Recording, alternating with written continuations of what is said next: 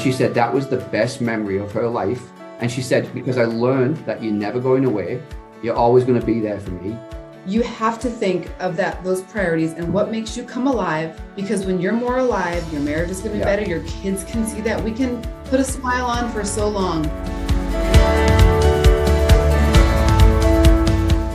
Welcome to the Strategic Families Podcast, where we challenge families to be rooted in God's Word, energized with gospel-centered purpose, and activated on mission for His kingdom.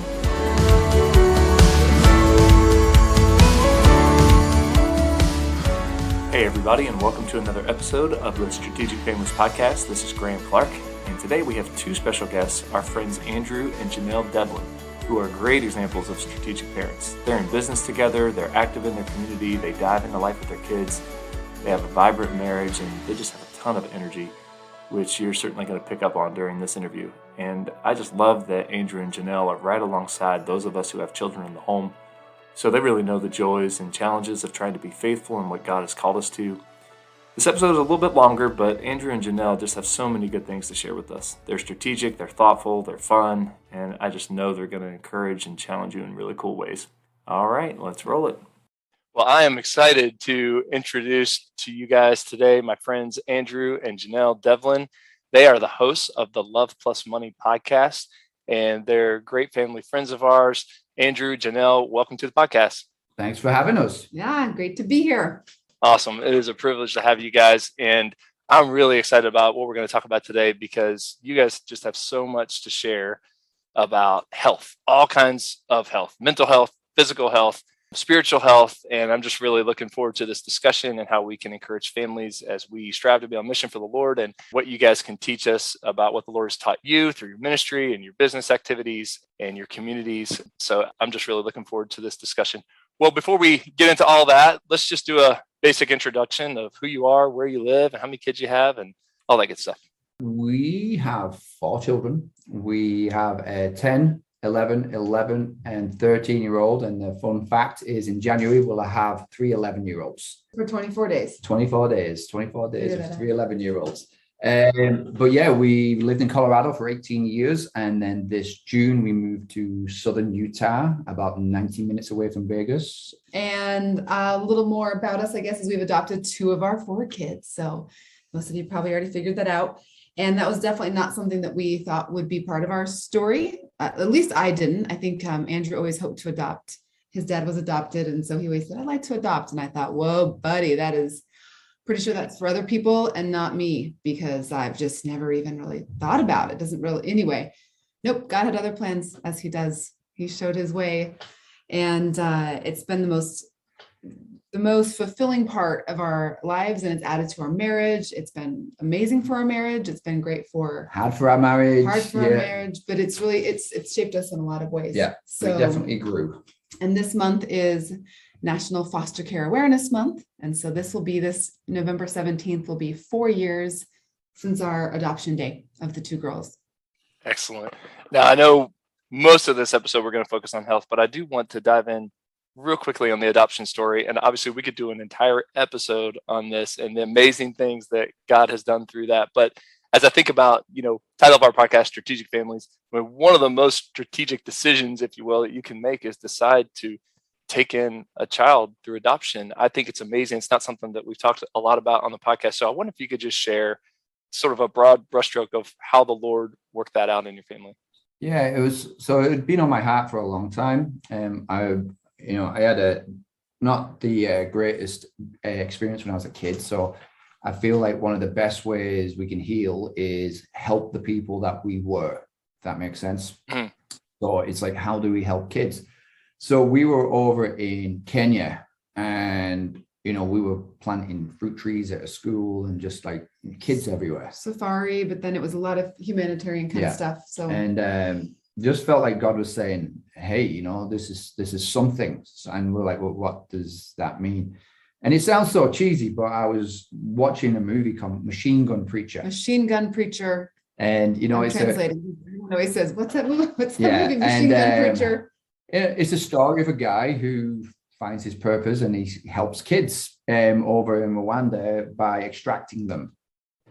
And I got like halfway through the movie and I just felt like God said, you're supposed to help kids. And I was like, what does that mean? Like I had a buddy who would go over to Asia and extract kids from like sex slave, camps, if that's the right word. And I was like, wow, I don't shoot guns. I don't know any of this stuff. He said, what does it mean? So long story short, we heard at church that there were 600 kids in Colorado that were looking for a home today. But generally, people don't take foster kids because there's generally substance abuse or sexual abuse in their background. And people really want babies. And so we were like, whoa. So we went to foster training. And it was a project 127, and based on James 127 about caring for the orphans and the widows. So you know what we did, and this is part of our takeaway that we bring into every conversation about this, and just even about our spiritual walk, is you don't have to know the A through Z to say yes to God. You just have to know his word, his promises, what he tells us, and you just take that next step. So we say, for us, looking at adoption felt like looking at a raging river. We were like, oh my gosh. And we were thinking one kid. How are we going to cross this? Because there's going to be trials. And I would say anybody that's listening that's adopted or has had any involvement in this, you just know there's going to be stuff that's going to come up. It is not going to be easy. It's not going to be seamless, but you just take that one step. So it's that we believe that the visual that I felt the Lord gave me was that stepping stone coming up just in the right time. But I didn't know where the next stepping stone was going to be, but I knew he'd lead me across. Yeah. So, and he surely did. And we didn't know what would be 2 months ahead, but we knew what we had going on right now. We knew what we could do that day. We knew how we could be walking in faith that day. And that's been the beauty of the journey. Then we look back, adoption day was this big deal. It was amazing. It was, we made it a really special day. And, it can be so you get to that moment and you're celebrating, but you look back and you get to see how God led you through all of those steps and all of that uncertainty. So, and I think for me, when it came to me saying, oh my gosh, yes, we are totally supposed to adopt, was me realizing it's not about my fears of, well, what if I get a kid that this, what if there's a kid that is like this? I can't worry about that because you actually had a lot of negativity from Christians. Saying what if they do this? What if they do what this? If you get a kid that something with who's had sexual abuse, and what if they act out on our kids? And that's what everybody thinks about but doesn't want to say, to be honest. And that wasn't even a part of our girls' story really at all. It was neglect. Like they just needed love and boundaries. And so that's a big part of our story is that it was just being able to say, okay, the kids though don't deserve any of this. It's usually because of bad parental decisions. And so they don't deserve having this life. So what makes me, this is just my conversation between me and the Lord, but like, what makes you think that you should just have it easy? Like, why do you think you should choose the easy card? If you're called to this, and we're not ones that say every single Christian should adopt. You need to be called, you need to do your calling, but you need to be open to what that calling is. And sometimes it's supporting other families that are adopting or fostering. Yeah, it's amazing what you guys have done and what the Lord has done through you. And adoption just always makes me think of what God has done for us, all believers in Christ. He's adopted us into his family. And what a beautiful picture it is to see that in our day and age, in your family and so many other families. It's amazing. And I love what you said about you just need to know what the Lord has called you to and, obviously be obedient to that. And you guys were. What an awesome story of his grace and goodness. And honestly, now we just don't even think of them as adopted. That's what I was just thinking. It's not like, oh, there's the adopted kids. It's the kids, and they're all very different, all have their own unique personalities, and there's ups and downs and roller coasters, and but we are a family. And Janelle will say a lot, 2 grew in my belly and 2 grew in my heart, and I can't remember which is which.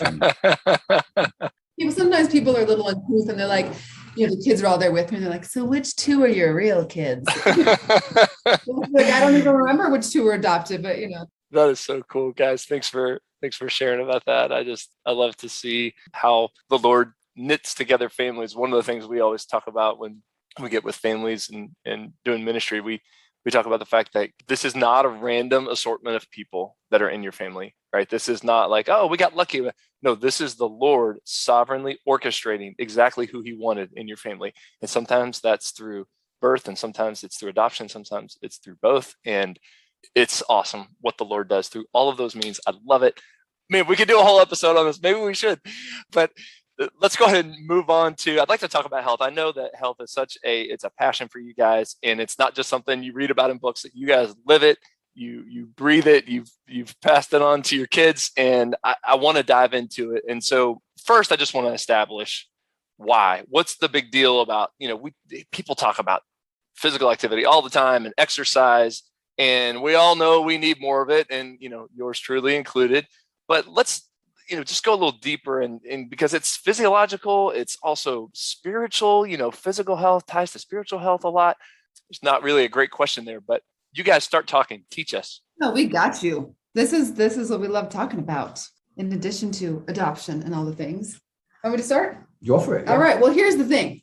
This is going to be no surprise to anybody, but we have hundreds of millions of people who are spending hundreds of billions of dollars a year on things, products, foods, drinks, whatever, to feel better, to feel different in the moment, to feel something different right now, whether it's that energy drink or it's the Starbucks mocha choco frappa latte, whatever it is, we're wanting something to make us feel different. And so knowing that, and knowing that we are fast paced, we're juggling a lot of things.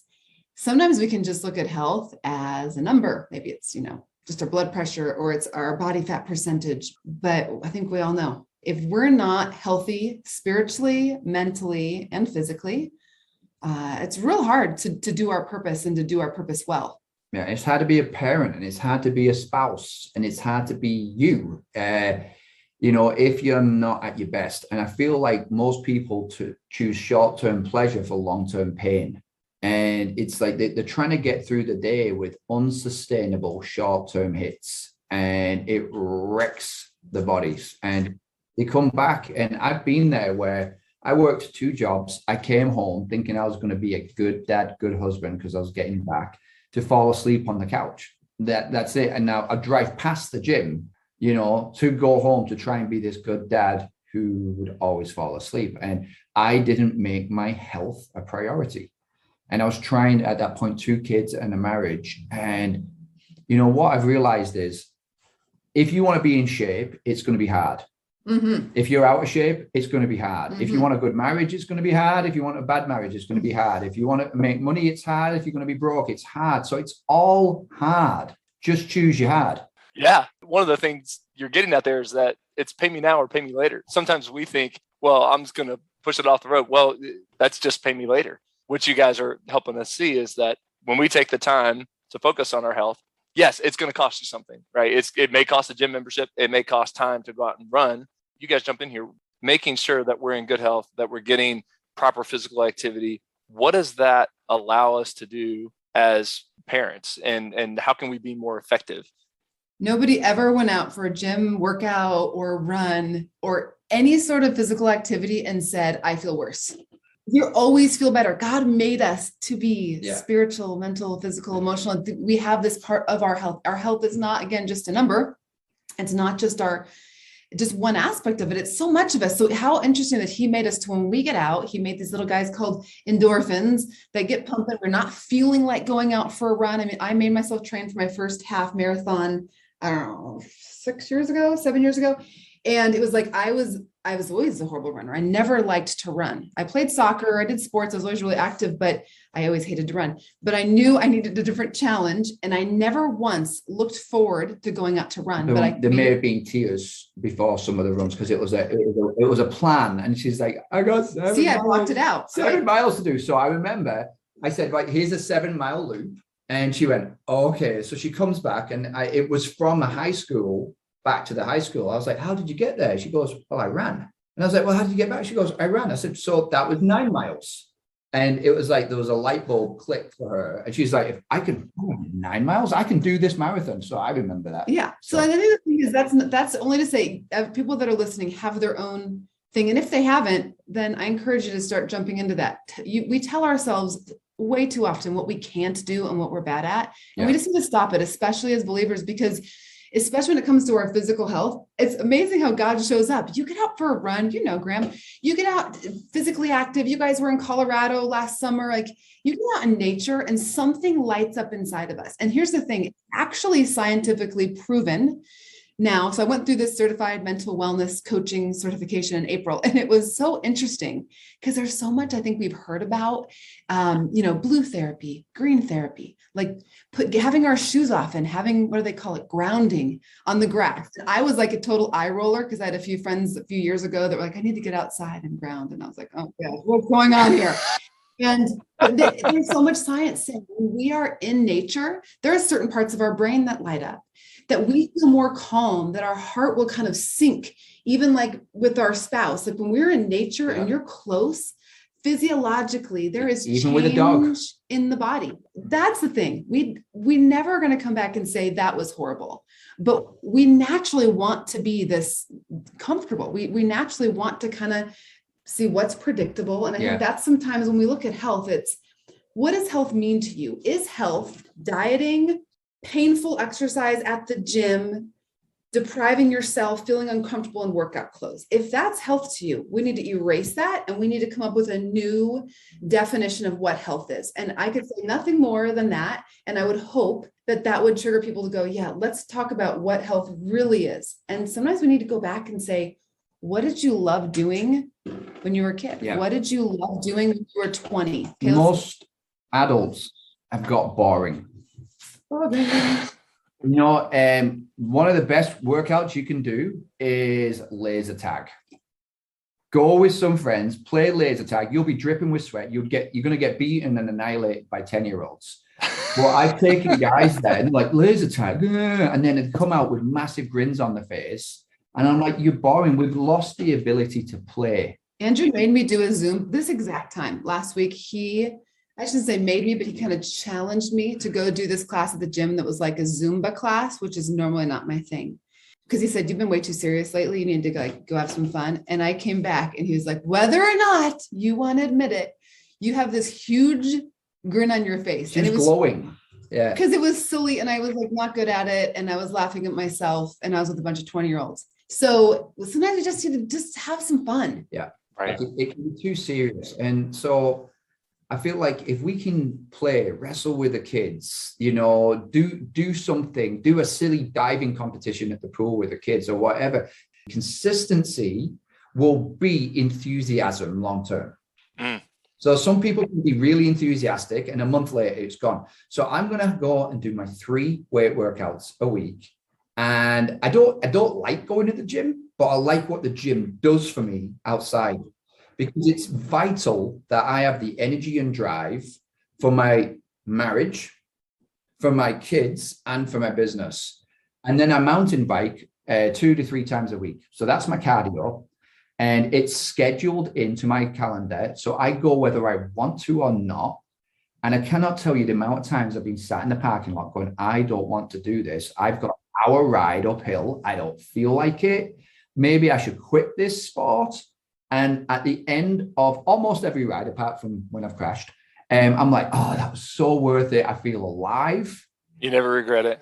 I'm never like, honestly, driving there, I'm never that enthusiastic about going. I'm just like, oh, it's early, it's hot, it's whatever. It's like, oh, I want to sweat like a pig. But at the end of it, I feel great. So I just put it into my schedule and it's a non-negotiable. It's a non-negotiable for my marriage. It's a non-negotiable for my kids. We are the embodiment of what our children either will want to be or they want to be the exact opposite. So I want to show them how a successful marriage works. I want to give them a video where they can see a successful marriage in action, but also that healthy adults, this is not about what shape you're in. It's about you being healthy and do activity. They don't stop. We're not sitting on the couch, and I'm passionate about this, but most people spend more time watching other people win than winning themselves. They'll see the football player run across that painted line with a bit of pig in the hand, and they will jump up and down and scream for that person. And they're like, we won. You didn't win anything. You ate potato chips and drank soda and beer. Like, there's no win. So Go and get a win in your own life. So many parents, once they get married, I'm like, well, what do you do for fun? And they look at me like I've got two heads. It's like Andrew's known for asking that question, and it's always so good because most of the time, not always, but most of the time, you do get that look like, oh, fun. Aren't you going to ask me what I do for work? Yeah. Well, I wanted to ask, as it relates to family, I think you've touched on something that most parents can identify with, most people probably listening, which is, yeah, that all sounds great. I don't have any time. Like I don't know where I could fit in, just one more activity. Like there's just so much going on. And I love what you said, Andrew, about how it's non-negotiable. I wonder if you could just talk about that a minute, speak to that family that is like, that maybe they've gotten a little sedentary. Maybe it's, they just don't have a lot of physical activity. They don't know where they can fit it in. What would you say? You talk mindset and I'll talk physiologically what happens. All you're trying to do is be more active than you were last week. So if you were sedentary last week, do 5 push-ups, 5 squats, and 5 jumping jacks, and you've just crushed last week. That's awesome. That's it. Just start. And then next week, beat that. And over the course of a year, 2 years, 5 years, you're going to be in such great shape.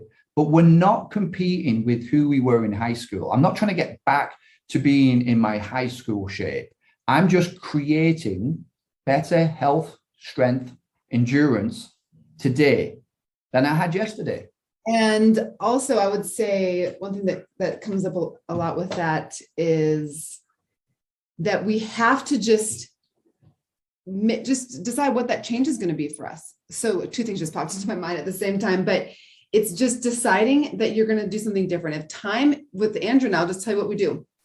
We get out for a walk. If we're going to talk, most of the time we just say, well, let's go for a walk and talk.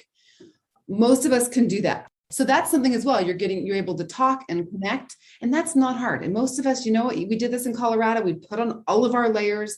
The kids would be cleaning up after dinner. And I get that sometimes depending on the age of your kids, but we are kind of in this sweet, once the youngest was like 9, we started by walking around a group of like 5 of our houses. We just did a very small circle over and over again. 30 minutes. Because we were close to the kids, but then we started going for a longer walk. So to do that might just be the thing where you say, hey, let's just have that be our thing, 30 minutes in the evening. Again, our kids clean up dinner while we go for a walk most nights. So then you're talking and you're getting activity in. And the other thing is, again, like I said, you were leading into this, but it's just deciding that you're going to schedule it in.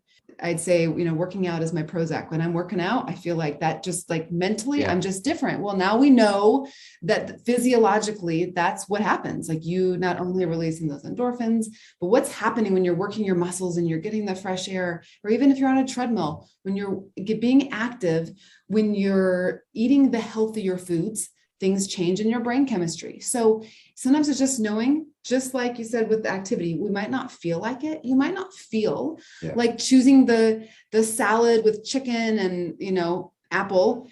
That might not be what you choose for lunch. But if your goal is to lean up and to be healthier, that's going to be a choice that's going to take you closer to your goals. And chances are you're going to feel amazing afterwards. And that's going to help you to make the next best decision.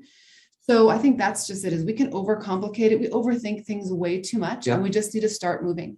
So all of us can do it. People will spend, like you said, more time on Facebook. I encourage you to check your screen time on your phone. And I had a real wake up call a few months ago. And I was like, it's showing my screen time. Now I was doing a lot of work for my phone, but it was crazy. It was like 8 hours a day. And I was like, on my phone. Yeah. So I had to really when am I going to stop? And when am I going to unplug? November is when most people start getting more sedentary, and then December and more food. And I was like, right, what's your outcome for the end of November for your health and fitness? None of them. That's normally a January conversation, not a November. And I was like, what if we went into Christmas the healthiest we've been in years? So, people go, well, what about Thanksgiving? And I was like, got you. Have an hour where you can eat whatever you want. You give yourself an hour to just have the trimmings, all the stuff, but give yourself that hour that you can eat whatever you want. And then I like to think of myself as an athlete, whether I look like one or not, but I'm like, what would an athlete eat today? rather than what do I want?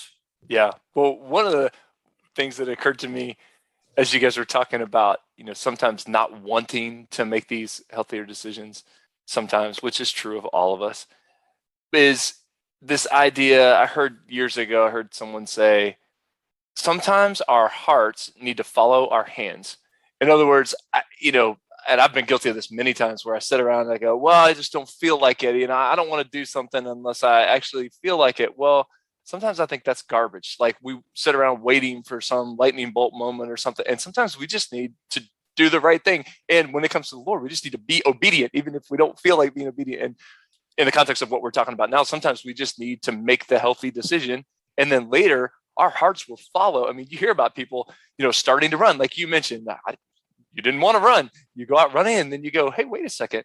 This is pretty cool. So your heart sort of follows your feet in that instance. Anyway, I love how the Lord works. And just, back to something you said earlier, Janelle, about getting out in nature and how our bodies are designed for that. What I love about that is that it's not this like new agey kind of thing. It's like the God designed us for this, and so he works through that stuff. Like when we exercise our bodies, when we treat our bodies like temples, he shows up and he allows us to be more present, like you mentioned, Andrew, for your marriage and for your family. And I want to drive into that point a little bit because, obviously personal health, individually, super important. We want to be healthy in our marriages, but we also want to model it for our kids. And you touched on this, Andrea. I wonder if you guys can just develop that a little bit more. How do we get our kids involved in some of these things so that we can help pass on to them a life of healthy physical activity, try to pull them away from the screens as much as possible? I don't know. What do you guys do in your family? You mentioned walking.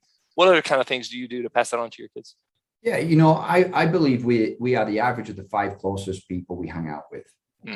And so right now we are an influence to our children. As they get older, we'll be less of an influence. But we've always said, even as like I've had friends bring their kids over. I'm like, I'll just let you know, my kids aren't going to eat vegetables. And I'm like, oh yes, they will.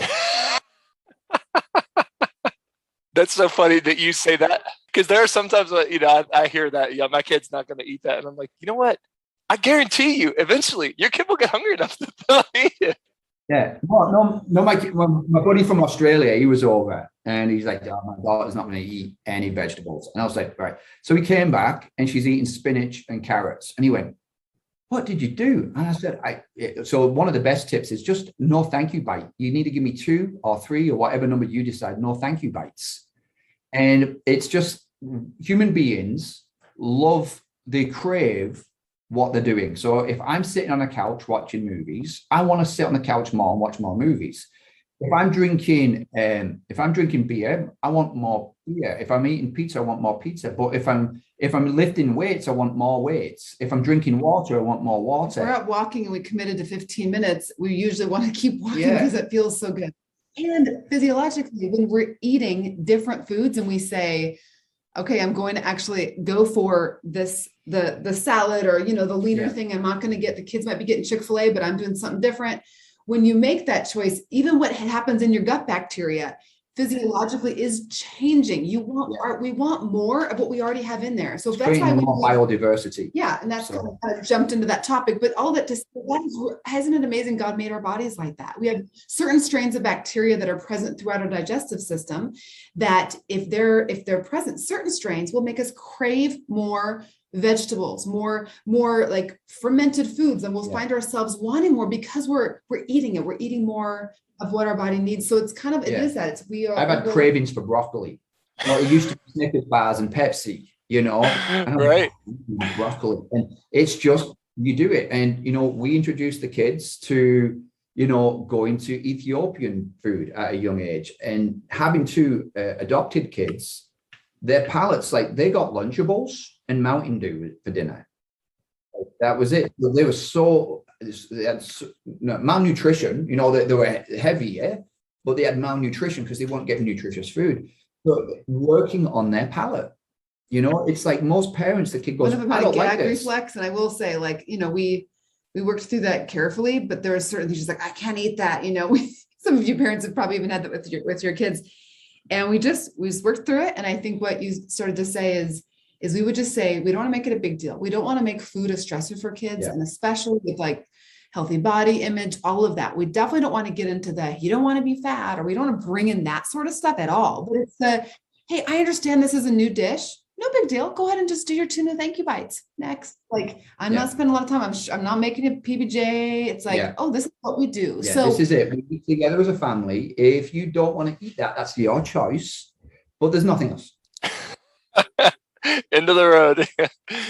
One other topic that I think flows into what you guys have been talking about, you've touched on, I think, a little bit, but I wanted to sort of put an exclamation point on this, is this whole idea of energy. Because it would be easy. Okay, if you're not physically active now, I think it would be easy to look at that and go, yeah, what you just said is going to make me tired. And I'm already tired. And obviously that's not true. So I wonder if you guys can kind of flip that on its head and say, no, this is the path to greater energy and vitality and the ability, bring it back to families, to be present for your spouse, to be present for your kids, to be able to do some of these things where you can give them experiences of real life and really be involved in ministry and that kind of thing. Can you talk about that a bit? Yeah. So for me, this is the sort of the visual. Think of a cup, and we want to fill this cup up, and then we want to give the overflow of the cup. And so I've been there when I've woke up and I've felt like a 3 out of 10, like crawled out of bed, hardly could stand up, exhausted, eating crap, not working out, and like dragging myself through the day. If I look at my life, what's the evidence of my priorities? And number 1 was work. Number 2 was kids. Number 3 was my wife. And number 4 was me. But that was the evidence of where I put my focus. And I was like, right, that's exhausting me. And I was like, what should it be? And I was like, it should be God, number 1. And then it should be me, number 2, which might sound really selfish, but if I'm not good, I haven't got any overflow to pour into my marriage. My marriage should be number 3 before my children. And I tell my kids all the time, I said, I like your man better than you guys. I said, because you guys are all going to leave me. She stays with me forever. And I said, so if I don't invest in my marriage, I can't be the role model for them. Preach it. I mean, I tell my kids all the time when Katie and I are having talk time at the end of the night and kids start coming downstairs, like, hey, back upstairs. I'm having time with my wife. She's my wife before she's your mom. That's so awesome. I love it. Once you get your priority in place, I go, well, what fills me up? And I go, right, being in nature fills me up. I feel God's presence. I'm amazed. I'm like, oh God, that was beautiful. Or seeing the stars, I dare you to see the stars without light around, and then not be in awe of his creation. Not feel like your problems now are super small because you can see the vastness of the universe. And, and then making sure that my marriage is a priority. Like, hey, am I meeting her needs? Am I putting her at a high priority? Then my kids, and then work. Now that's my priority list, but it's not my time list. Work still gets my majority of my time. Kids get the second amount of time. Marriage. So my priority list is different than my time list. That we've spent a lot of time talking about that, because you're right. If you were to look at a pie chart of your day of where your time is going, majority for a lot of you guys, it's majority is work, but that's not the priority. Yeah. So I think that's the thing, is deciding, and it's different for everybody. So Andrew's saying nature, it's what is it for you that you need to do for your own mental, physical, emotional well-being. But if it's getting outside, maybe it's getting back into getting a club volleyball that you're going to a couple nights a week where you're playing volleyball or indoor soccer or whatever. Table tennis, rock climbing, kayaking, there's find so many something things. that lights you up that you love arts. doing. And you make it a priority, and it will benefit, it'll percolate through the other areas of your life. And it gives you something to talk about. How was work? How's the kids? And it's like, how was Krav Maga? And you're like, oh, Krav Maga, I learned this new technique. And it's like, just wanted to do. How was rock climbing? How was volleyball? Like, it's important. And we talk about this. Sometimes the best thing I can do for my marriage. Oh, here he comes. Is kick Janelle out. Kicks me out. She's done with the kids. Like, she needs a break, and she needs to go and do something fun and not be a wife and not be a mother and not be a business owner. Just go be Janelle Right. somewhere. Hence the Zumba class. Right. We do talk about that, and it's never out of anger, and it's never get out of here, but it's like, it's kind of that, or I'm kicking you out. So I know that Tuesday nights and Thursday mornings, at the least, like those are the times when he's always with the kids, and I'll, choose what I'm gonna do. So I would say, again, I'm thinking of like as busy families, and there's so much going on, you have to think of those priorities and what makes you come alive. Because when you're more alive, your marriage is gonna be better. Your kids can see that. We can put a smile on for so long, but when you're beaming because you just went out and had some fun, and it might just need to be that it's 20 minutes at a time. So you have to decide what it is for you. So our time was pretty much from first thing in the morning and we kind of know our schedule. And sometimes that's reading aloud with the kids at night. So we're putting that stuff in place, the big rocks, the things no one else can do. No one else can read aloud to my kids at night. I mean, they could, but like, it's not the same. So we sit around the living room, we go through a book. It's good for me. It relaxes me. And that's not every night, Right. And I think that's the thing. It's just going, hey, what do I have? What do I have to give? And it's like, I'll take the kids for a bike ride. And so it's like, how can we be active together? You see a lot of parents that sat watching the kids play soccer on a Saturday morning. It's like, well, then go play soccer with your kids during the week.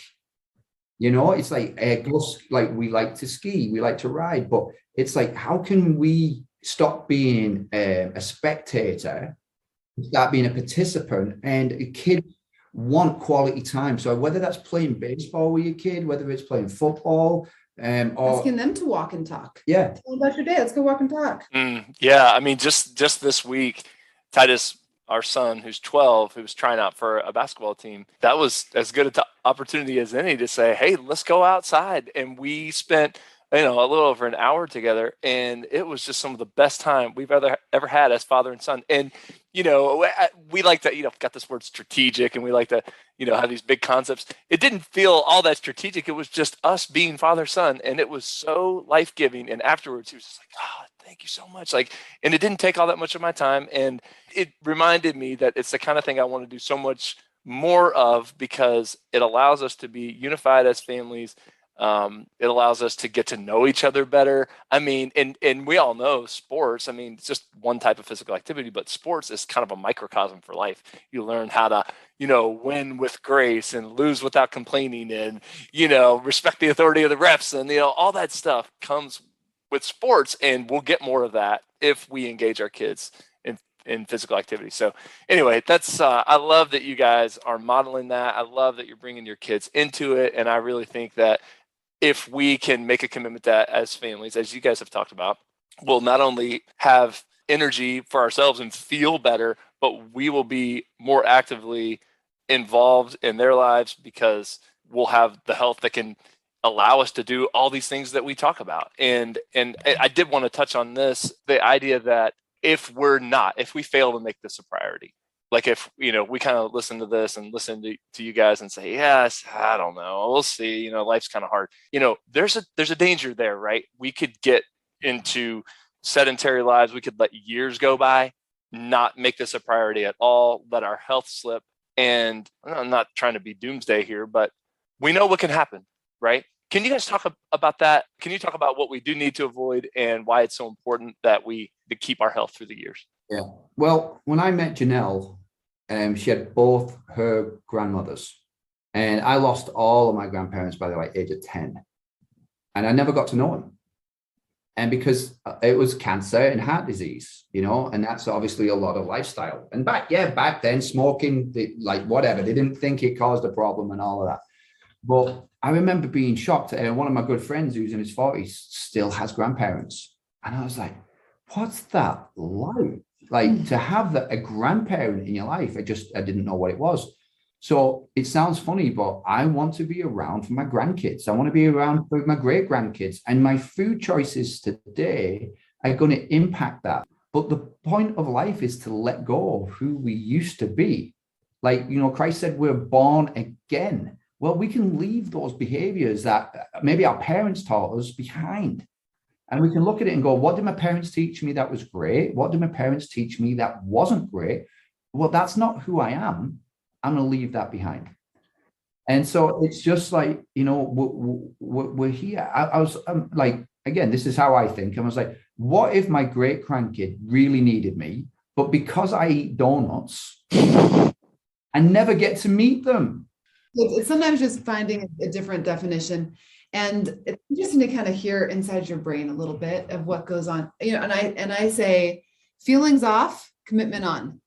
So if you have a goal, if you know that your health is not where it should be, and that doesn't mean we're not measuring to perfection. We're just saying, if you know, whether it's something measurable you received back, a lab result, something like that, or you just know your pants aren't fitting and you're not feeling as healthy. If you're finding yourself mentally sluggish, you're feeling like I don't have that energy, then it does matter what we say yes to. So feelings off, we go off of feelings, like Andrew's saying, we're going to go for the good feeling of what it feels like to have a Frappuccino, in our mouth and swallowing it down, like that whole experience. We're going to go for that feeling instead of the feeling of having mental clarity and feeling just overwhelming gratitude and a healthy body. And that we're saying we have to choose one of those feelings. So we have to sometimes recognize this is a feeling and my feelings are off, commitment is on. The kids, maybe they are getting Chick-fil-A, maybe there's something that we're getting for them and it's soccer night, whatever, but that doesn't mean we have to. And it does, or it means that we can get what I like to get, the super salad and the grilled chicken. You can choose a different choice, than the fries and all the things. So it's not judgment. There's no condemnation. I always come back to, it's two different places in the Bible, 1 Timothy, and I can't even think of the second one, or Chronicles, but about how we should not be mastered by anything. Right. Everything's permissible. But not everything's beneficial. And this is something that I worked through in college and went through a program actually for a little over a year, because I really had disordered eating and it really was affecting me in all ways, mentally, physically, emotionally. And that verse is just forever in my mind, that everything's permissible. It's not that the chocolate caramel's bad, or I'm not going to label any certain foods bad, but everything's permissible, but not everything's beneficial. It's like, is my food going to take my energy away, or is it going to give me energy? Right. Is it, because this is the deal. I've been depressed, lying on the couch, not wanting to get up, but I've never met an energetic depressed person. Right. Now, if I could double a depressed person's, triples a depressed person's energy levels, they're going to look at life a lot differently. And I think most people, they're eating food to try and get energy, but it's robbing them later. It's robbing them an hour and a half later. They're going to Starbucks to get the, 500 milligrams of caffeine or whatever it is, because they don't have energy, but it takes energy away from them later. And so it's about sustainability. So I'm not looking to be a male model or anything like that.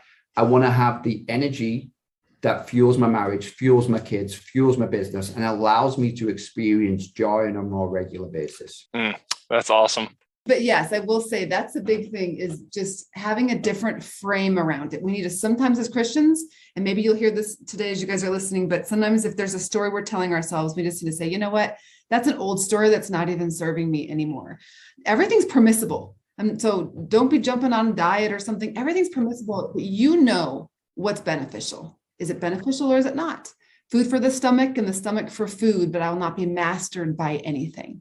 And I know there was a time that I was mastered by the taste of food, and it was this unhealthy overeating, then exercising, over-exercising, this whole ugly cycle that was just laced with so much guilt and self-condemnation. And sometimes I forget, because that was half my life ago, but it's amazing how many men and women we talk to that are in their 40s and in their 50s that are like, oh, that's my story. Yeah. So sometimes that's what we need to throw off. We need to throw off those shackles. And it's just maybe just starting with that verse. Everything's permissible, but not everything's beneficial. So we're coming into the holidays, and someone at work brings in some of those, whoever created these sloth cookies or crumble cookies that are like, they taste way too good. But are you going to choose that? Is that part of your goal? People bring things in. What is it you're going to say yes to? I'll tell you, I had to say, you know what? I'm going to say yes to a couple different cookies that my mom would make, because I thought that's important for me. It's part of Christmas. It's something I'd like to be able to have.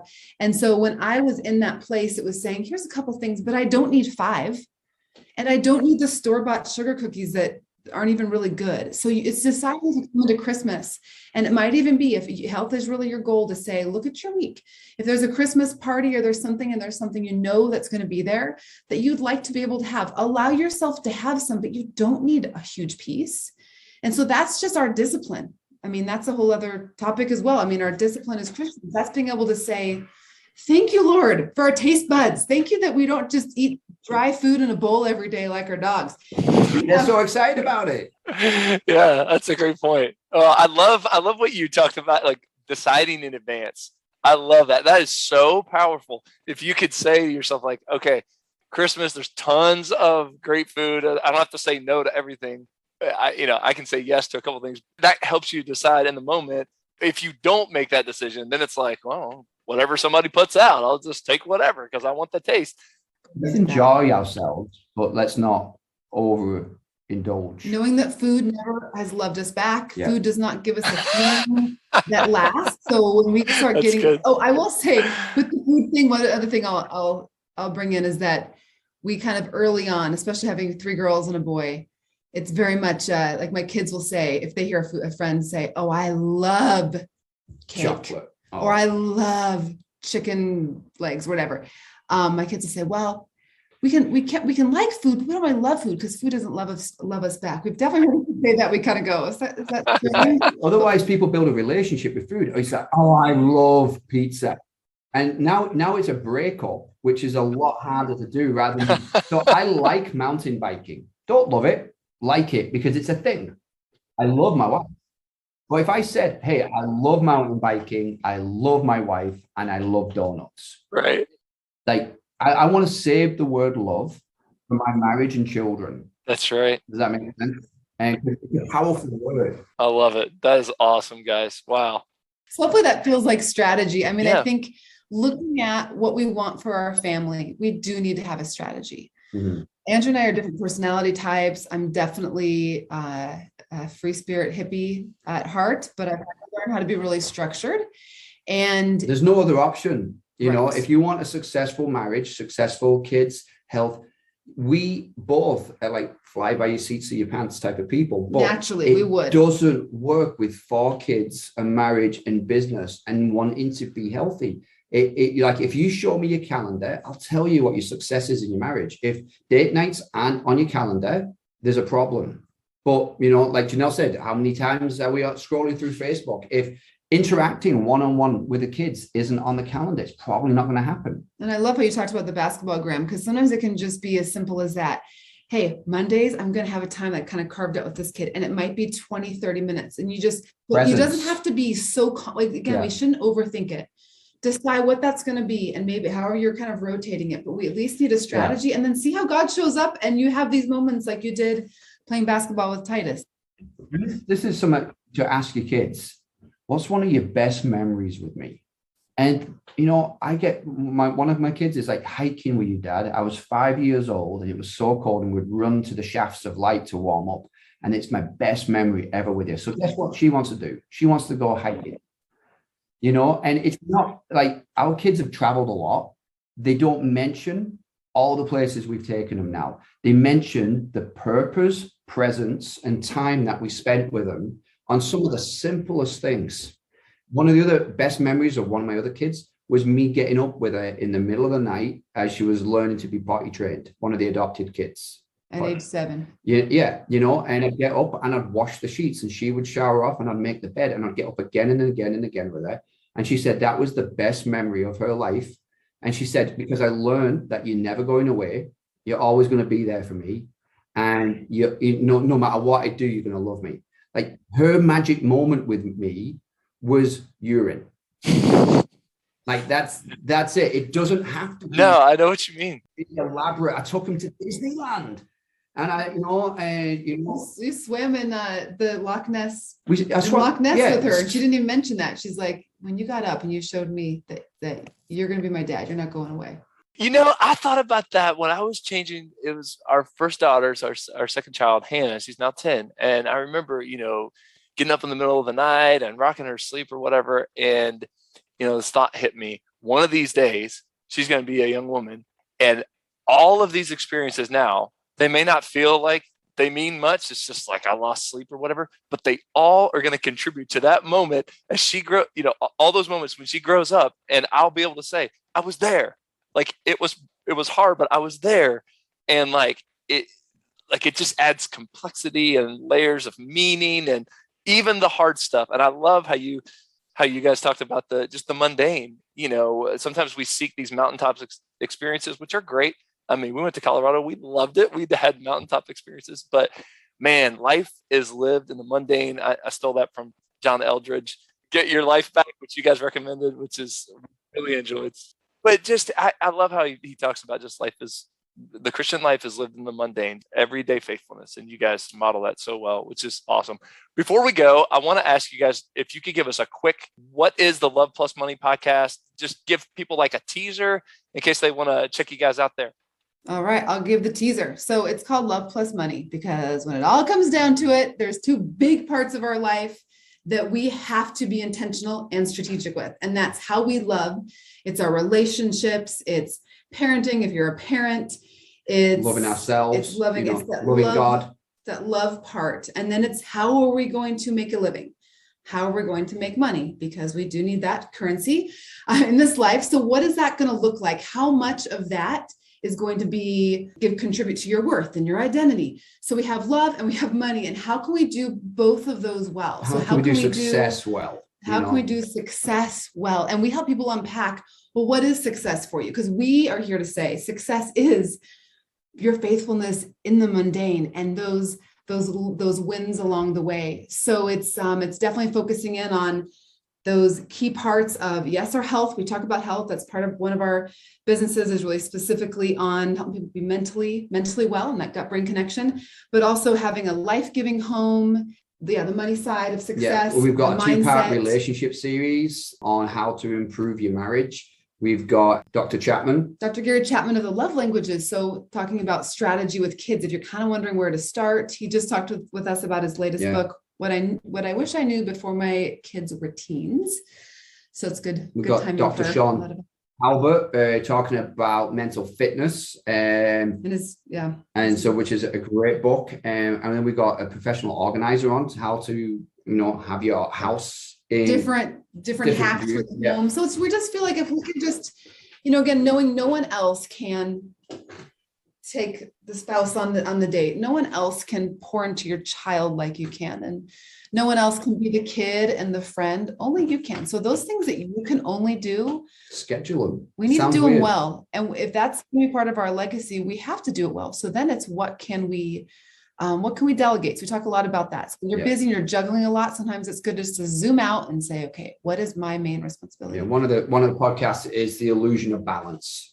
And people are trying to balance things and it always fails, So again, check it out. And then we dive into many different subjects. So everything just comes down to love and money and doing that well. And our intent is that it encourages people, and especially in their faith, to have that space between their work life and family that they feel encourages them in the journey. Fantastic. Well, I encourage everybody to go check you guys out wherever you get podcasts, Love Plus Money. And Janelle, Andrew, it's been a real joy to hear from you guys and learn from you. So many good takeaways, so many good challenges. And I think anybody listening to this can at least take away one and probably like 10 things that you guys have challenged us on and say, yeah, we can do better in our families. We can be more strategic. We can be healthier. We can be more active. And it's so cool that if we take those little steps of faithfulness, I believe that God will show up in big ways. So thank you guys for modeling that and for teaching us so much today. Thank you so much. We can do it. We can do it because God is faithful and because God gives us the strength. So don't rely on your own strength. When we do that, we get discouraged. So knowing that we can make that change or whatever it was maybe that jumped out to you today, not by our strength, but because of the strength we have through Christ Jesus. That's awesome. Well, thank you guys so much. We really appreciate your time and all your wisdom. Thank you. Thanks for having us. All right. Wonderful. God bless everyone. Yeah. Thanks for listening. You too.